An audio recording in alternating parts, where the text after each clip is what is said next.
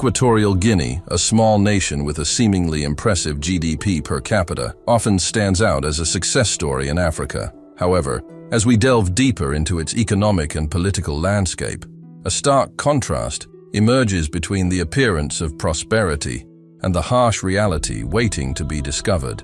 Equatorial Guinea can be viewed as two distinct entities: continental EG, where the majority resides, and insular EG, centered around the island of Bioko, hosting the political and commercial hub of Malabo. While the latter boasts modern infrastructure, luxurious hotels, and grandiose structures, most Equatorial Guineans live in poverty, working in agriculture on subsistence farms. This stark contrast serves as a metaphor for the nation's divided story. The political history of Equatorial Guinea is dominated by decades of dictatorship under President Francisco Matias Nguema and his nephew Obiang Nguema. Matias ruled with an iron fist, suppressing opposition, committing human rights abuses, and instigating a reign of terror. In 1979, Obiang led a coup against his uncle, establishing himself as the new dictator. Despite promises of change, Obiang perpetuated the same oppressive policies, maintaining tight control over the nation. The discovery of oil in the 1990s marked a turning point for Equatorial Guinea's economy,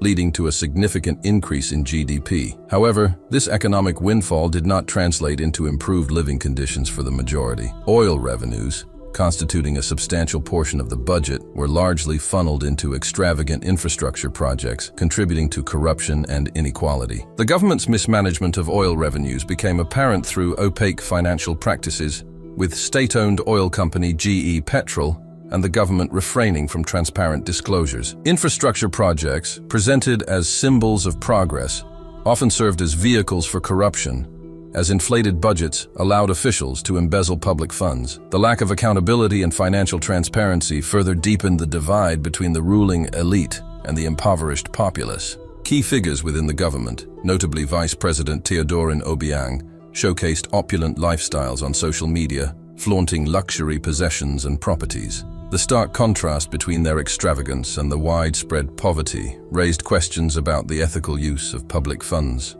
International scrutiny and asset seizures by various countries underscored allegations of embezzlement and corruption. Despite the apparent economic success, Equatorial Guinea struggled to attract foreign investment due to concerns about the lack of returns and a corrupt business environment. Meanwhile, social services, particularly health and education, received minimal attention, with only a fraction of the budget allocated to these essential sectors. The consequences included a decline in education standards, inadequate healthcare, and limited access to clean water and electricity for a significant portion of the population. As Equatorial Guinea faces the prospect of diminishing oil reserves in the 2030s, the government's over-reliance on oil revenues poses a significant challenge. Without a well-defined legal framework for the sovereign wealth fund, the nation's economic future remains uncertain. Diversifying the economy and attracting investment become imperative for sustained development.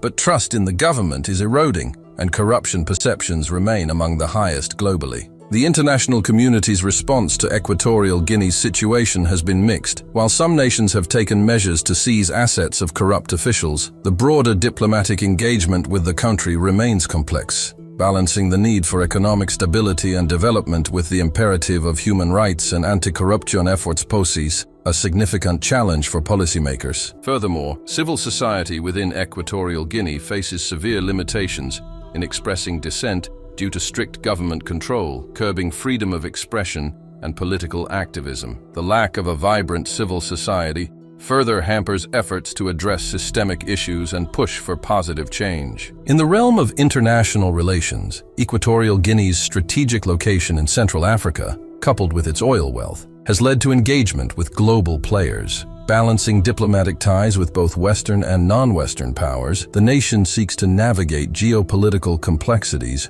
while safeguarding its economic interests. The country's educational system, already under strain, faces challenges in adapting to the demands of a rapidly changing world. The need for skilled labor in non-oil sectors remains unmet, hindering efforts to diversify the economy. Investments in education and vocational training are essential for equipping the workforce with the skills necessary for a post-oil era. Despite these challenges, there exists a potential for positive transformation. A more transparent and accountable government, coupled with international support for sustainable development initiatives, could pave the way for Equatorial Guinea to overcome its current predicaments. Diversifying the economy beyond oil, investing in human capital, and fostering an environment conducive to foreign investment are critical steps towards a more equitable and prosperous future. Equatorial Guinea's story is one of contradictions.